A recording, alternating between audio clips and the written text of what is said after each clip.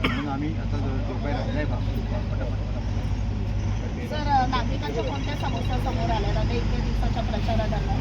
बघा, नागरिकांच्या समस्या म्हणजे लोकांना काय रस्ते पाहिजे, लाईट वेळेवर आली पाहिजे, पाण्याचा प्रश्न खूप मोठा धरण आहे तेच लोक आम्हाला सांगतात की मोठी गटर आहे त्याच्यामुळे मच्छराचा त्रास होतो. आणि या भागामध्ये आम्ही फिरत असताना आम्हाला सांगितलं का आम्ही त्यावेळेला उघडच ठेवू शकत नाही घरात, दिवसा पण आणि संध्याकाळी. हे मेन प्रॉब्लेम आहे. कारण या लोकांनी ज्यांची एखादी चिंता होती त्या लोकांनी काही केलं नाही. बघा ना, तुमच्या पाठीमध्ये मोठं गटार आहे आणि गटाराचं पाणी बघा पूर्ण जात पण या लोकांच्या मूलभूत सुविधा लोकांना जे लागतील 4 गोष्टी आहेत त्यासुद्धा या लोकांनी पूर्ण नाही केल्या. त्याच्यामुळे लोकांनी ठरवलं की यावेळेला परिवर्तन करायचं आणि भारतीय जनता पार्टीच्या सगळ्या उमेदवारांना भरपूर मतांनी निवडून द्यायचं.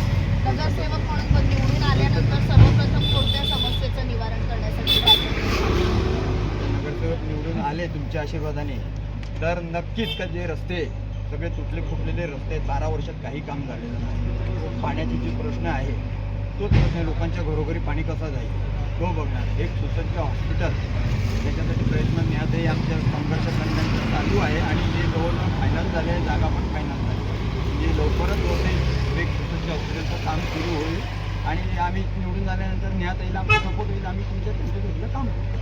एक शेवटचा प्रश्न, मतदारांना तुम्ही काय आवाहन कराल या शेवटच्या क्षणी?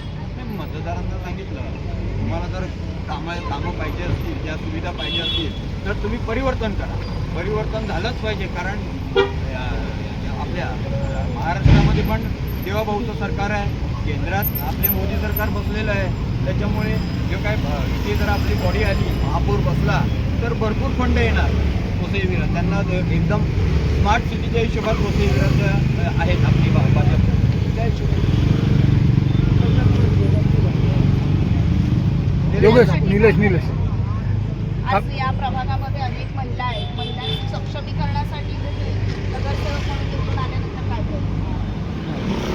सर्वप्रथम आता आजचा प्रचाराचा शेवटचा दिवस आहे आणि एवढ्या दिवसाच्या प्रचारामध्ये आम्ही हे अनुभवलो की जनतेला परिवर्तन पाहिजे आणि जनता ही विकासाच्या वाटचालीकडे चालली आहे. स्नेहा दुबे पंडित आमदारांच्या जी विजन घेऊन चाललेलं आहे त्या विजन आम्हाला आज जनता घरोघरी पोहोचल्यानंतर.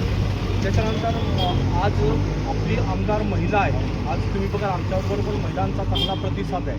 महिलांचं सक्षमीकरण जे महिलांना ज्या मूलभूत ज्या गरजा आहेत म्हणजे परिसरातील त्या महिला बऱ्याचशा महिला घरी राहतात तर गटाराचा विषय आहे, त्यांचा ड्रेनेजचा विषय, पाण्याचा विषय आणि कचरा याचा विषय आहे. त्याबद्दल आम्ही त्यावर जोर देऊ निवडून आल्यानंतर या गोष्टीकडे आम्ही प्राधान्य देणार. भारतीय जनता शिवसेना युतीचा जय श्रीराम.